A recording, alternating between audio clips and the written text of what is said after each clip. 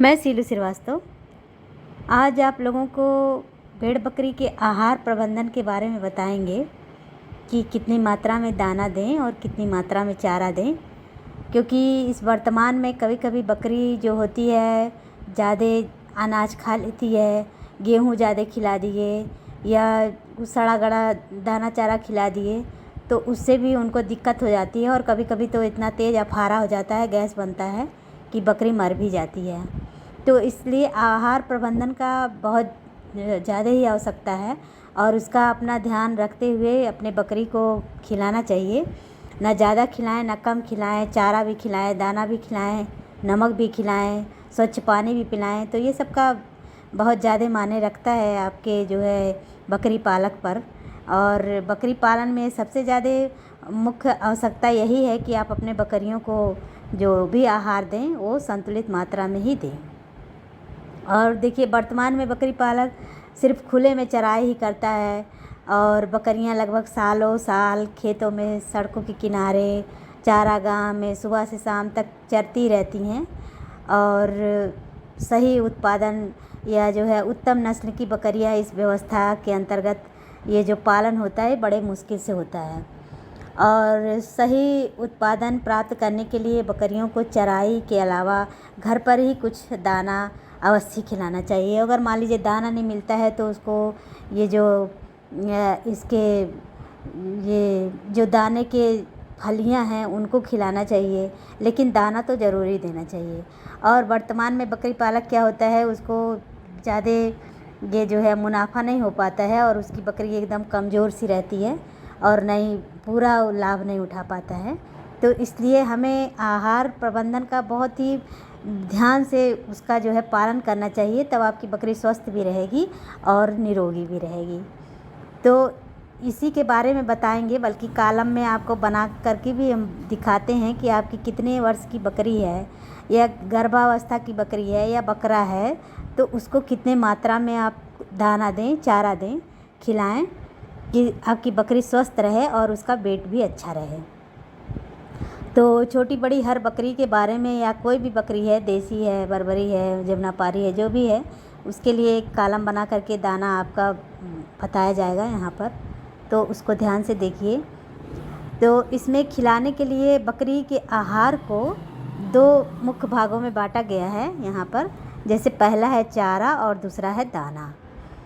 अब अनाज वाली फसलों से प्राप्त चारे जैसे होते हैं रबी व खरीफ दोनों मौसम में जो पैदा होने वाली अनाज की फसलें हैं, जैसे ज्वार हुआ, जौ हुआ, बाजरा हुआ, मक्का आदि बकरियों को हरे चारे के रूप में ज़रूर देना चाहिए।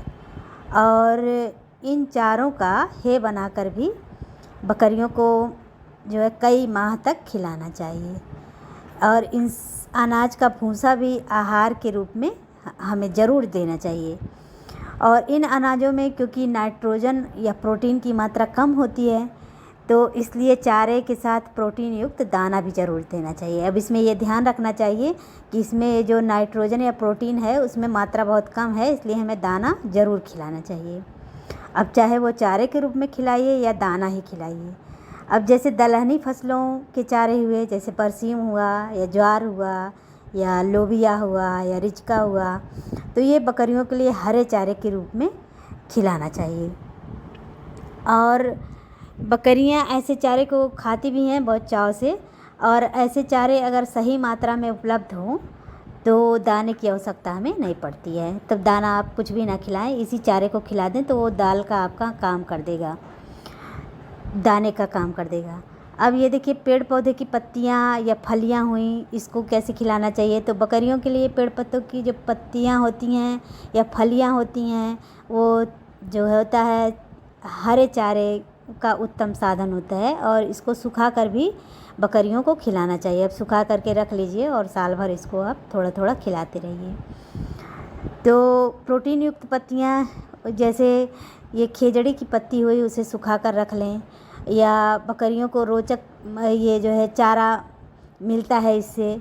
और बकरियां मुख्य रूप से जैसे बैर हुआ, नीम हुआ, झड़बेरी हुआ या खेजड़ी हुआ या इमली हुआ, बबूल हुआ या सहतूत हुआ, सिरिस की पत्ती हुई या पीपल और बरगद तो हर जगह रहता है, और कैर हुआ आदि वृक्षों की पत्तियाँ ये चाव से खाती हैं। लेकिन इन्हें इतना ध्यान रखना चाहिए कि चारे में पेड़ों की पत्तियाँ जो होती हैं वो सिर्फ 2 से 3 किलो ही हमें प्रतिदिन देना चाहिए, इससे ज़्यादा नहीं देना चाहिए। और इसमें क्या करते हैं कि कुछ वृक्षों की पत्तियाँ और फलियाँ जो चारे के रूप में मतलब खिलाई जाती हैं, जैसे बबूल और सुबबूल, कैर और खेजड़ी जैसे वृक्ष की अच्छी मात्रा में फली भी प्रदान करते हैं, तो इसको भी आप सुखा के रख सकते हैं, क्योंकि ये सुबबूल वबूल की फली भी काफ़ी जो है मात्रा में बढ़िया निकलता है, तो इसको भी सुखा करके आप रख लें। और विभिन्न प्रकार के घास हुए, जैसे दूब हुआ, घास हुआ, इसमें अंजन घास हुआ, हाथी घास हुआ, गिन्नी घास हुआ, ये सब अच्छी मात्रा में बकरियों को देना चाहिए। और इसके साथ बकरी को दाना अवश्य देना चाहिए। अगर आप ये दूब घास देते हैं तो इसमें दाना ज़रूर दें, चाहे चारे वाला दाना दें या चाहे खड़ा दाना दें। और दाने के रूप में बकरियों को अक्सर अनाज जैसे ये क्या कहते हैं, जौ, मक्का, गेहूँ इत्यादि खिलाई जाती है। और कई अनाज जो छिलके टूटे दाने के रूप में जो दलने के बाद निकलता है वो भूसी उसको भी देना चाहिए, तो उतना ही प्रोटीन उसको उतनी मात्रा में मिल जाता है। और तेलहन फसलों की खली को भी देना चाहिए और नमक देना चाहिए, खनिज लवण के रूप में, या नमक भी उचित मात्रा में हमें देना चाहिए दाने में मिला करके। और दुधार बकरी या गर्भावस्था के अंतिम दिन जैसे 15 दिन बकरियों का लगभग आधा दाना प्रतिदिन खिलाएं, और इसे चराई के साथ पूरक आहार के रूप में भी देना चाहिए। अब देखते हैं दाना मिश्रण की संरचना में क्या करते हैं। तो इसमें एक कॉलम बना हुआ है, इसको ध्यान से देखिए, जैसे दाना मिश्रण संरचना, और इसमें सामग्री है प्रतिशत बच्चों के लिए है और बैच बकरी या बकरे के लिए है, तो इसको ध्यान से देखें। जैसे ये क्या कहते हैं, जौ, मक्का, बाजरा और मूंगफली की खली या गेहूँ या धान, चने की भूसी और साधारण नमक और खनिज लवण। तो इसमें भी दिया है प्रतिशत बच्चों के लिए, इसमें ध्यान से देखें। जैसे जौ, मक्का, बाजरा के लिए है 52 और बैच बकरी के लिए है 57%। ऐसे ही मूंगफली की खली के लिए है 30% और बैच के लिए या बकरे के लिए है 15%। ऐसे ही गेहूं के लिए, धान और चने की भूसी के लिए है 15% और बैच के या बकरे के लिए है 25%। इसी तरह से साधारण नमक भी है। और अब देखें कितना खिलाएं इसको, तो इसमें भी ध्यान दें। जैसे पहले है बकरी की अवस्था और चारा, और तीसरे कॉलम में है दाना। तो इसमें देते हैं कि दूध देती बकरी को कितना चराना चाहिए और कितना दाना देना चाहिए, तो इसको ध्यान से आप देखें। तो इसमें दूध देती बकरी को 2 से 3 किलो तक चराई करें और 500 ग्राम तक दाना दें।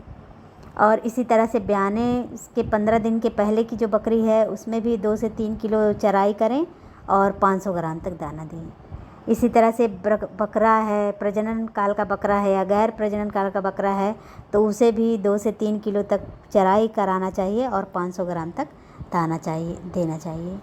इसी तरह से मात्रा का ध्यान आप रखेंगे तो आपकी बकरी स्वस्थ रहेगी और स्वस्थ भी रहेगी। और इसमें इसी तरह से 3 महीने का अगर बच्चा है तो 500 ग्राम से 1 किलो तक खुली चराई करें और 200 ग्राम तक दाना दें।